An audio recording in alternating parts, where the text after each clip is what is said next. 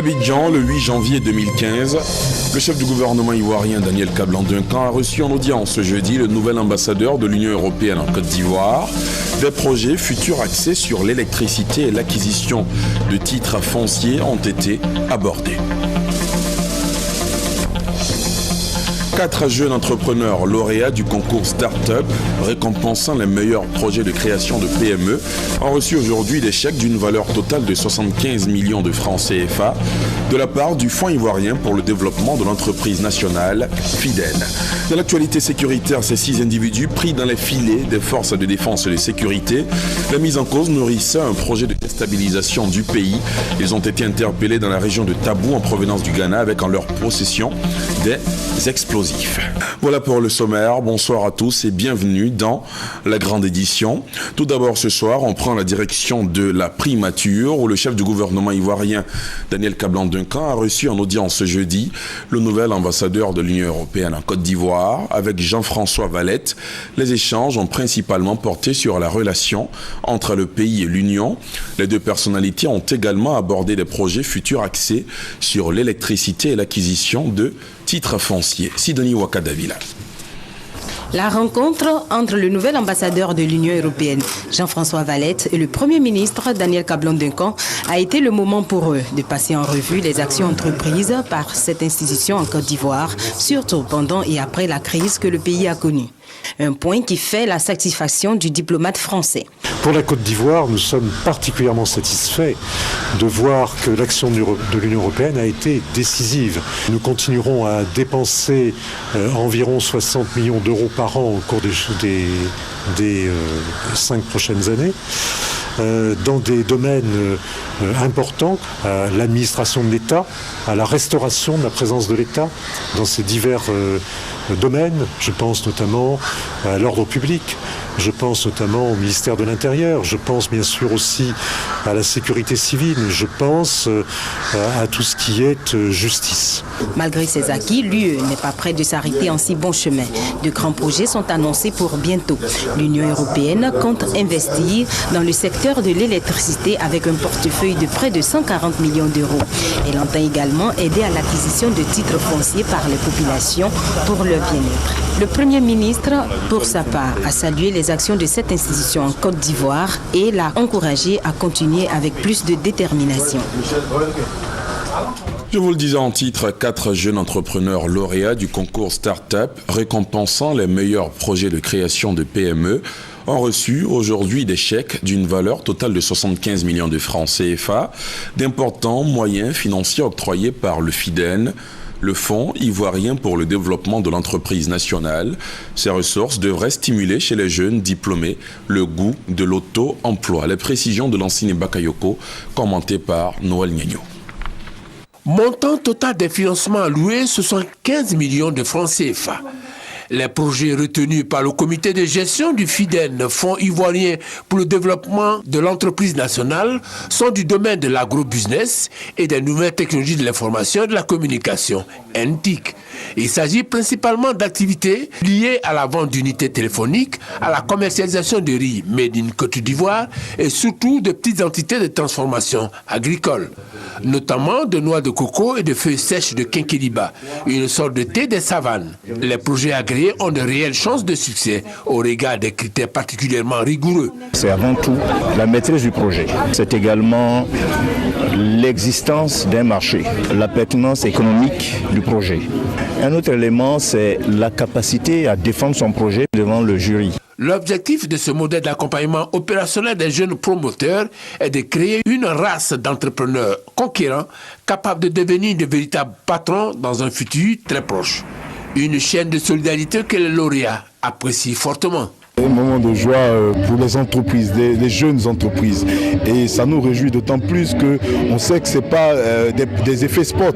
On est dans cet accompagnement-là depuis bientôt, on va dire, 1 an et demi. Le Centre de promotion des investissements en Côte d'Ivoire, CEPICI, initiateur de ce dispositif, entend élargir sa collaboration avec d'autres structures de financement. L'idée, doter le pays d'un tissu de petites et moyennes entreprises compétitives.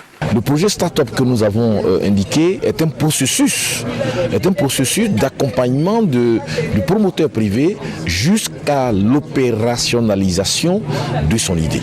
En Côte d'Ivoire, les PME contribuent pour 20% au produit intérieur brut et 23% à l'emploi stable et durable.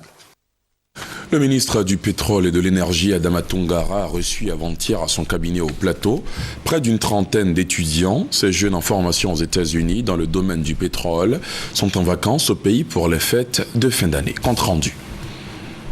Ce sont 54 étudiants des promotions 2013-2014 qui ont bénéficié d'une bourse d'études de 5 ans de l'État de Côte d'Ivoire pour une formation dans le secteur du pétrole aux États-Unis. De passage en Côte d'Ivoire, à l'occasion des fêtes de fin d'année, ces étudiants ont été reçus par le ministre du Pétrole et de l'Énergie, Adama Toungara. J'ai reçu 29 de nos étudiants qui font des études de pétrole aux États-Unis d'Amérique. Nous sommes agréablement surpris par les résultats. Nous leur demandons simplement de continuer à être d'excellents étudiants et qu'ils nous reviennent le plus vite possible, parce que le pays a besoin d'eux. Je suis partie en janvier dernier et j'ai suivi pendant un semestre des cours de langue et ensuite j'ai commencé le programme dans la filière du pétrole. Et à l'occasion des congés de Noël, j'ai bénéficié d'un séjour. J'ai bénéficié d'un séjour afin de revoir ma famille et les amis pendant quelques semaines. Satisfaits de l'accueil, ils disent être conscients des attentes du ministère du Pétrole et de l'Énergie. Je pense que, en tant qu'étudiant et en tant qu'Ivoirien, tous, avec mes amis, nous ferons de notre mieux et la Côte d'Ivoire, je crois, 2020 sera encore un pays émergent, je crois. Cette année, ce sont environ 40 étudiants qui bénéficieront de nouvelles bourses pour des études dans plusieurs pays étrangers. Le ministère de l'Agriculture vient de lancer la campagne du Fonds de développement EVA, FDH, lancement qui a eu lieu aujourd'hui pour la campagne 2015. Le projet d'appui au secteur agricole de Côte d'Ivoire soutiendra le Fonds de développement EVA dans ses activités. L'objectif fixé par le fonds est d'atteindre 300 000 hectares de plantations d'ici à 2020. Marina Atta, Francis Boifo. Cette année, le Fonds de développement de l'EVA, FDH, ambitionne la création de 8000 hectares de plantations. Chaque bénéficiaire de nos subventions pourra avoir l'équivalent de 6 hectares de plants maximum. Ça fait 3000 plants. Alors qu'anciennement, il pouvait avoir droit à 20 hectares. C'est l'équivalent de 12 000 plants. Le montant de la subvention du FDH varie entre 75 et 175 francs CFA par plan selon les variétés d'EVA. Pour encourager la culture de l'EVA, le FDH bénéficie de l'appui du PESAC, projet d'appui au secteur agricole. Par le passé, la PREMAC fournissait des plants aux planteurs à 70%, avec une subvention de 70%. Et le planteur payait 30%. Avec le PESAC, c'est prévu que les producteurs ne paieront que 5%. Pratiquement le transport des plants. Et c'est une priorité qui a été exprimée par la PREMAC, parce que le PESAC ne fait que répondre à des requêtes des filières. Toutes ces initiatives visent à créer 300 000 hectares de plantations en 2020 et produire 600 000 tonnes de caoutchouc sec. La Côte d'Ivoire est classée premier producteur africain et 7e mondial de caoutchouc naturel. Le pays fournit 2% de la production mondiale qui est de 11 500 000 tonnes de caoutchouc sec. Dans l'actualité sécuritaire ce soir, ces 6 individus pris dans les filets des forces de sécurité et de défense. La mise en cause nourrissait un projet de déstabilisation du pays. Ils ont été interpellés dans la région de Tabou, en provenance du Ghana, avec en leur possession des explosifs. De sources policières, ils projetaient des attaques ciblées. On fait le point avec Abou Sanogo. Beaucoup de filets des forces de sécurité et de défense qui viennent de déjouer un plan de déstabilisation d'individus impliqués dans des attaques en Côte d'Ivoire. Ils ont à leur actif l'attaque des positions des forces de sécurité et de défense à l'ouest, du commissariat du 17e arrondissement de Yopougon-Niangon, du commissariat de Dabou et de la ville de Dabou.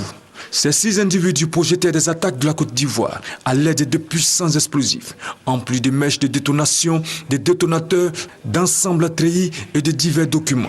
La vigilance accrue des forces de l'ordre a permis de faire échec à ces tentatives dans la nuit du dimanche 4 au lundi 5 janvier à Boubélé, un village de la région de Tabou. La bande composée d'anciens militaires de la garde de l'ex-président a regagné la Côte d'Ivoire depuis le Ghana par pirogue, véhicule et à pied. Le chef de groupe Zaourou Théophile, surnommé Commando Benguiste, est le mobilisateur des ressources servant pour les attaques. C'est moi qu'on appelle Commando Benguiste. Il n'y en a pas 2, il n'y en a pas 3. Et après les événements, j'ai décidé de m'engager à 100% dans la lutte armée. Il y a eu plusieurs attaques et que j'ai financé personnellement. Donc l'attaque de Yopougon à Niambo, c'est moi qui l'ai financé. L'attaque de Dabo, c'est moi qui l'ai financé.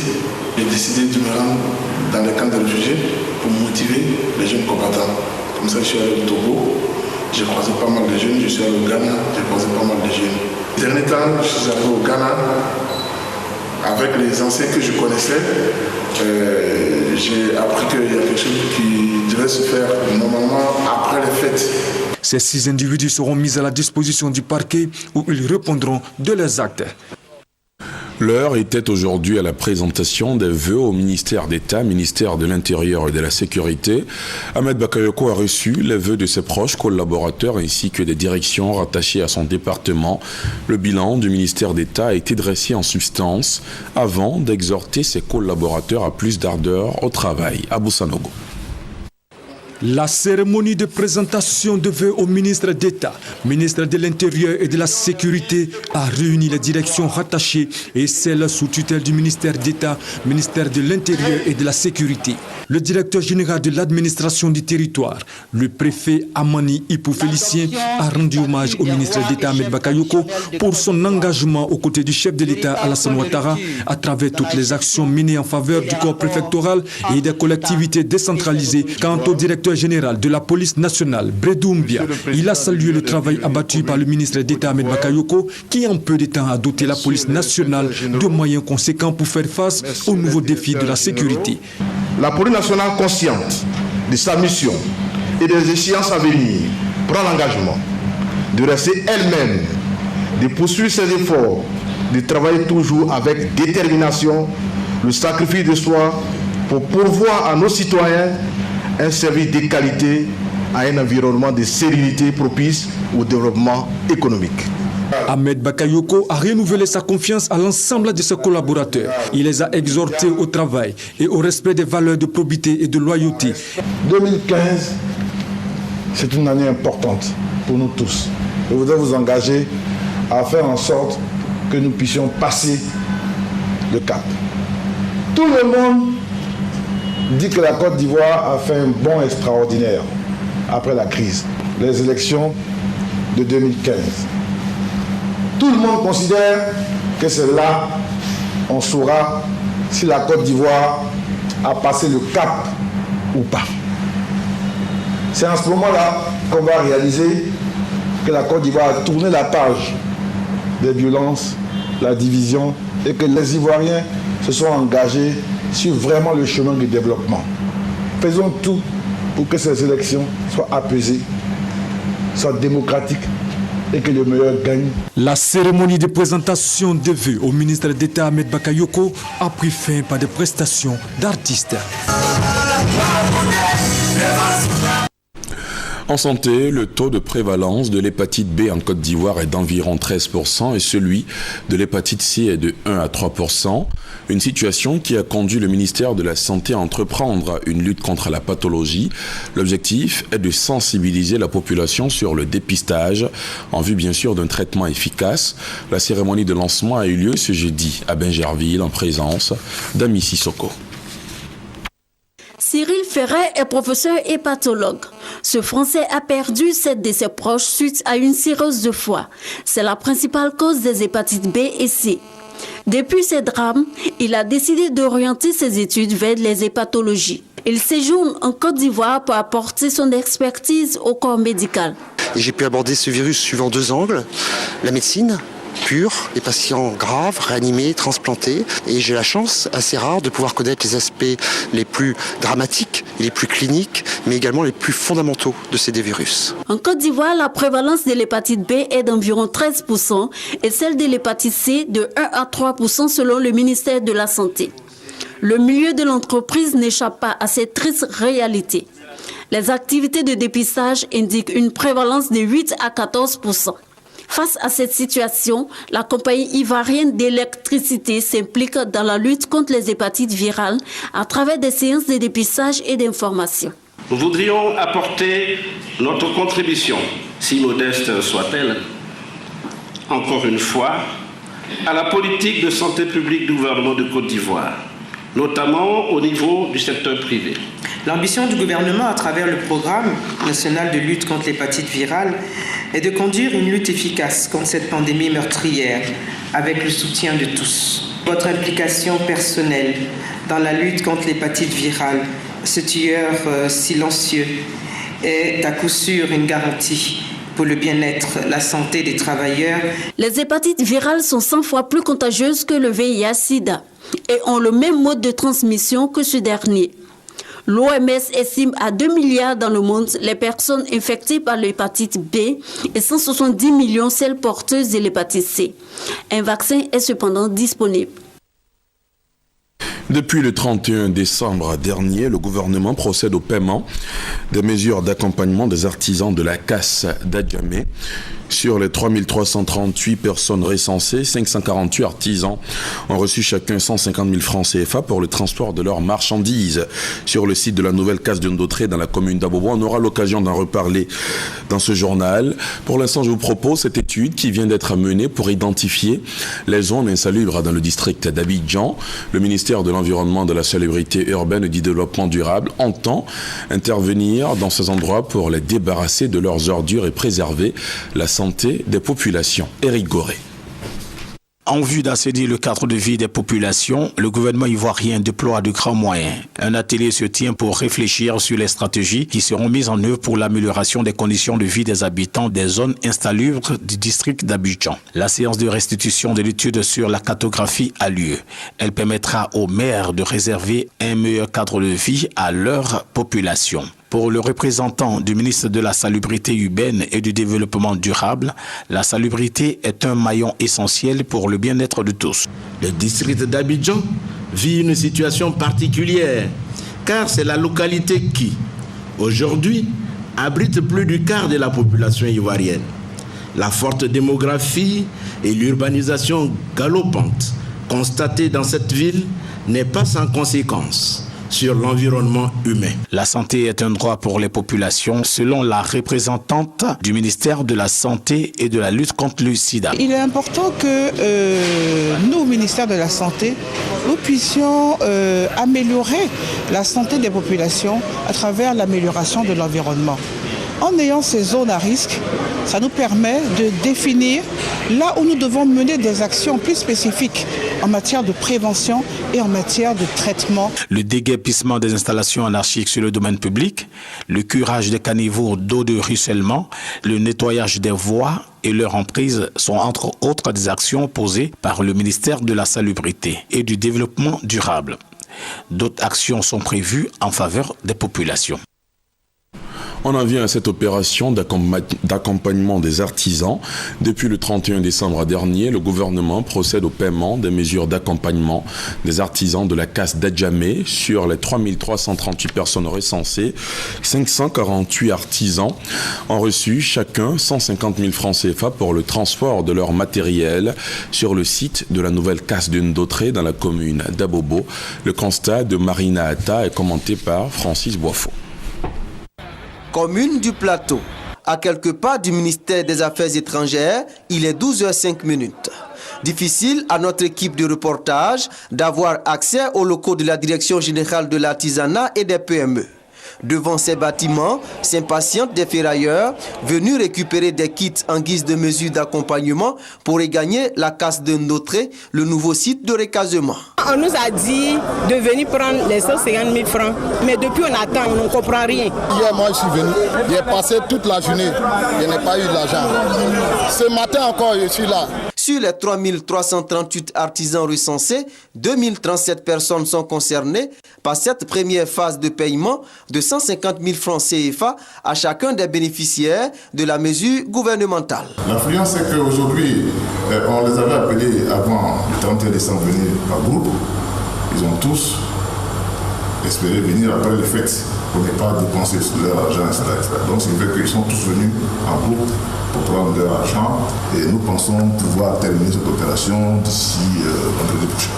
À ce jour, 548 dossiers ont été traités sur les 2037 attendus. Il y a deux types d'artisans, il y a les garagistes et il y a les ferrailleurs, revendeurs, magasins. Moi, je fais partie de l'organisation des garagistes. Nous avons perçu notre argent sans difficulté et sans tohu-bohi. Toutes les personnes qui ont été recensées dans le cadre de cette opération recevront les kits. Personne ne sera laissé de côté. Après cette opération, tous les ferrailleurs de la casse d'Adjabé, 3338 au total, regagneront la casse de Ndotré pour faire place aux travaux de construction de la nouvelle gare routière d'Adjamé. La population d'Oumé a reçu il y a quelques jours plusieurs dons, dont celui du président de la République.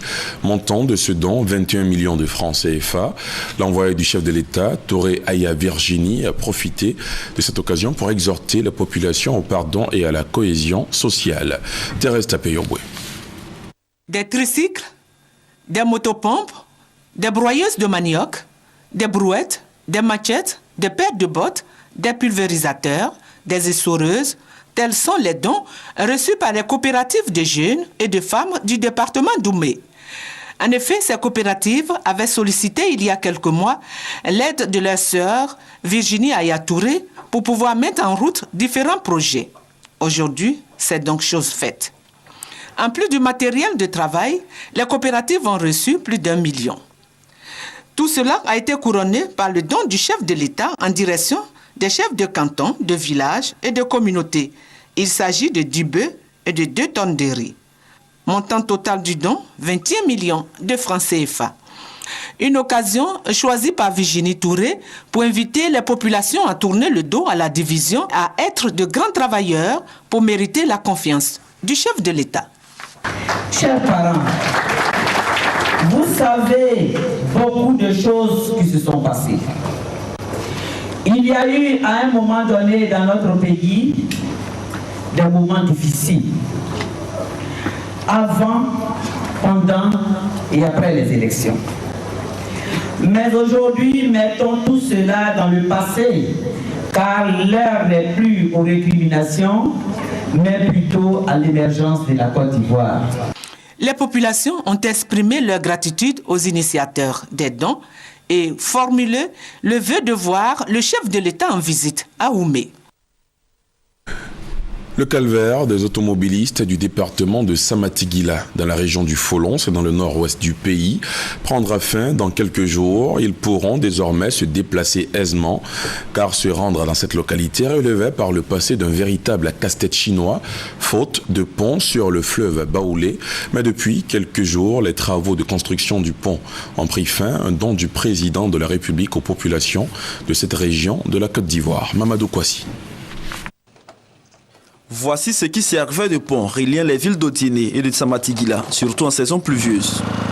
Un pont flottant réalisé par l'équipe municipale dirigée par Lassina Diaby. Un ouvrage précaire pour juste permettre aux populations de circuler librement, d'évacuer leurs productions agricoles, mais aussi les cas graves de maladies vers le centre hospitalier régional d'Odiéné. Bien avant ce pont, ce sont des pirogues qui servaient de moyen de traverser. Un véritable calvaire pour la population de ce chef-lieu du département, zone à forte production d'anacarde et de coton. Dans quelques jours, les populations seront soulagées grâce au président de la République qui a permis la construction d'un pont. Un engagement pris lors de son passage dans ce département situé au nord-ouest de la Côte d'Ivoire. Suite à la réalisation de cet ouvrage, la population compte témoigner leur reconnaissance au chef de l'État, Alassane Ouattara. Ce sera au cours d'une journée d'hommage le samedi 10 janvier prochain. Une célébration qui sera marquée par l'inauguration de ce pont. En plus du pont, les populations du département de Samatigila souhaitent le bitumage de l'axe Odiéné-Samatigila, long d'environ 45 km. Le nouveau chef de canton de Tout-le-Pleu vient d'être installé. Marraine de la cérémonie de cette installation, Anne-Désirée Ouloto, elle a invité ses parents venus nombreux à la cérémonie au respect des choix exprimés et à la cohésion sociale pour un développement harmonieux de la région. Thérèse Tapé-Yoboué. Jérôme Alain Guidi, chef d'entreprise, est le nouveau chef de canton de Tout-le-Pleu. La cérémonie de son intronisation s'est déroulée dans le respect des us et coutumes en Pays Oué, en présence des autorités politiques, administratives, de la chefferie traditionnelle et de Anne-Désirée Ouloto, ministre de la Solidarité, de la Famille, de la Femme et de l'Enfant, fille de la région. Le préfet du département de Tout-le-Pleu, Karim Diarra, s'est réjoui du choix des patriarches porté sur Jérôme Guidi. Il n'a pas manqué d'informer l'assistance qu'il n'y a pas de décret de nomination d'un chef de canton, contrairement au chef de village. Quant à Anne Ouloto, elle a exhorté ses parents à la promotion de la paix et de la cohésion sociale à travers un atelier de renforcement des capacités des chefs traditionnels du département de Tout-le-Pleu.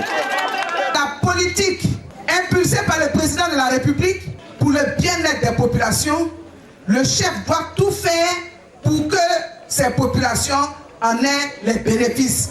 Ce chef, on l'a voulu, on l'a désigné, on l'a porté. On a dansé tous ici. Et il s'est levé, on lui a fait allégeance. Ça veut dire que nous devons assumer notre acte. Demain matin, après avoir fait un mauvais rêve, quelqu'un ne peut pas se lever pour dire on va changer le chef du canton. Ça ne se passe pas comme ça. La cérémonie a pris fin dans la gaieté avec des prestations d'artistes. Après le renouvellement des instances dirigeantes du Rassemblement des Républicains en 2014, certaines des structures spécialisées du parti commencent à définir de nouvelles orientations en vue de remporter les prochaines échéances électorales en ce début d'année. Les femmes du RDR ont tenu à traduire en actions concrètes les résolutions de leur congrès organisé en octobre 2014. Ce jeudi, s'est ouvert au siège du RDR, donc à la rue Le Pic, un atelier portant sur un plan quinquennal d'action stratégique des femmes républicaines. C'était en présence du secrétaire général par intérim du RDR, Amadou Soumaoro. Vous le voyez sur ces images. Il a exhorté les femmes à plus d'engagement car les échéances électorales sont proches. L'objectif étant de remobiliser les femmes républicaines pour la réélection du président Ouattara à la prochaine présidentielle. En bref, une image toujours, le retour de l'ex-directeur général de la radiodiffusion-télévision ivoirienne, Bro Amessan Pierre Israël, est rentré définitivement après près de 4 années d'exil au Ghana. C'est en fin de matinée, ce jeudi, qu'il est rentré à Abidjan avant de prendre part à une cérémonie au siège du Front populaire ivoirien, le FPI. Cérémonie au cours de laquelle la direction du FPI a tenu à saluer toutes les dispositions prises par les autorités ivoiriennes afin de faciliter le retour de Bro Amessan Pierre et de Kakou Jacques, militant de base du FPI. Ce retour de l'ex-directeur général de la RTI, par ailleurs journaliste, s'inscrit dans une grande offensive entamée depuis octobre 2012 par le gouvernement. Nous proposons maintenant ce reportage à la découverte des activités de l'association ivoirienne pour les Nations Unies. C'est avec Koné Pargassoro. ONU, Organisation des Nations Unies. Elle a en charge le maintien de la paix dans le monde. L'ONU, au-delà du maintien de la paix, mène des actions en faveur du développement durable et de l'amélioration des conditions de vie des populations. Des actions que décide d'accompagner l'Association ivoirienne des Nations Unies, AINU. Une conférence de presse est donc initiée par les responsables de cette structure en vue de la présenter à la presse. Vu les actions posées par les Nations Unies en Côte d'Ivoire, il était question et le moment favorable pour nous, Ivoiriens, d'installer cette association en Côte d'Ivoire. Le président national de l'AINU, Jean-Richard Niago, répondant aux questions des journalistes, rassure les populations qu'en plus du soutien apporté à l'ONU, l'Association ivoirienne des Nations Unies entend contribuer au renforcement des relations existantes entre la Côte d'Ivoire et les Nations Unies, mais aussi apporter du bien-être aux populations. Nous, actuellement, sur toute l'étendue du territoire national, pour voir les difficultés et pouvoir faire des doléances aux Nations Unies pour améliorer les conditions de vie des populations. L'Association ivoirienne des Nations Unies, selon son président national, procédera après la présentation de l'instruction à la presse au lancement officiel de ses activités le 5 février prochain. Fin de ce journal. Merci de l'avoir suivi. Excellente soirée sur la chaîne qui rassemble. À demain 20h. Bonsoir.